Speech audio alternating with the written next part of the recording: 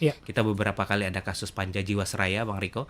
Itu yang jumlah korbannya cukup sangat masif dengan kerugian hingga triliunan. Iya. Maka kita membentuk panja dan memastikan proses penegakan hukum yang dilakukan oleh kejaksaan itu berjalan profesional dan transparan dan tentu sesuai dengan keinginan bagaimana kemudian masyarakat pencari keadilan mendapatkan apa yang mereka inginkan. Iya, betul sekali ya. Sahabat Sonora, memang kadang-kadang ada beberapa mungkin sebagian dari kita yang merasa pesimis ya Bang Afdal ya. Tapi ternyata cukup banyak ya masyarakat menggunakan saluran tadi untuk kemudian melaporkan kasus yang dihadapinya ya, Bang Afdal ya. Betul seperti itu. Masyarakat pesimis dengan DPR ini kalimat yang sering kita dengar. Iya. Karena ada jokes yang mengatakan DPR bekerja benar aja dianggap salah.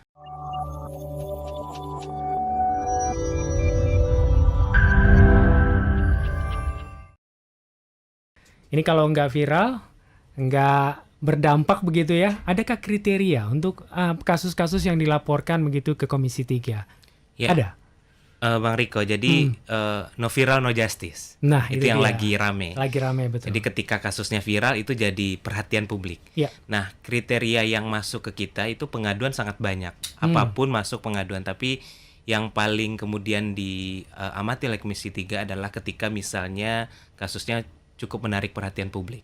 Ya. Sehingga kemudian membutuhkan penanganan khusus. Seperti di Komisi 3 pernah kasus seperti Meikarta, dampak kerugiannya cukup banyak, maka itu menjadi atensi yang utama untuk disampaikan pada saat rapat kerja dengan Kapolri maupun dengan Jaksa Agung. Oke. Gitu Bang Riko. Ada kasus yang mungkin masih segar dalam ingatan kita di Komisi 3 yang sudah ditangani? Komisi 3 beberapa waktu yang lalu pernah membentuk panja, panitia kerja. Jadi kalau Komisi 3 membentuk panja, itu berarti menganggap bahwa ini persoalan yang cukup menarik perhatian publik. Yeah. Kita beberapa kali ada kasus Panja Jiwasraya, Bang Riko.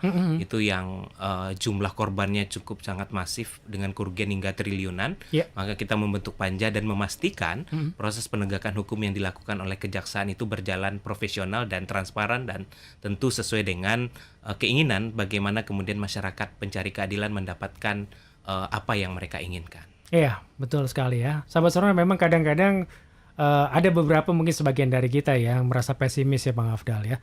Tapi ternyata cukup banyak ya masyarakat menggunakan saluran tadi untuk kemudian melaporkan kasus yang dihadapinya ya Bang Afdal ya. Betul seperti itu. Masyarakat pesimis dengan DPR ini kalimat yang sering kita dengar. Ya. Karena ada jokes yang mengatakan DPR bekerja benar aja dianggap salah. Okay. Apalagi kemudian DPR bekerja salah. Tapi percayalah, pengaduan yang datang ke DPR itu selalu banyak tiap harinya. Jadi ada ribuan pengaduan yang masuk ke DPR di setiap bulannya. Itu di 11 komisi.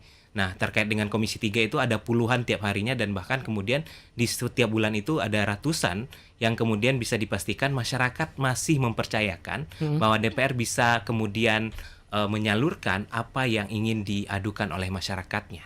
Oke. Sahabat Sonora, sekali lagi kami ajak Anda untuk bergabung 0812 112 9200. Bang Afdal ini akan menjawab.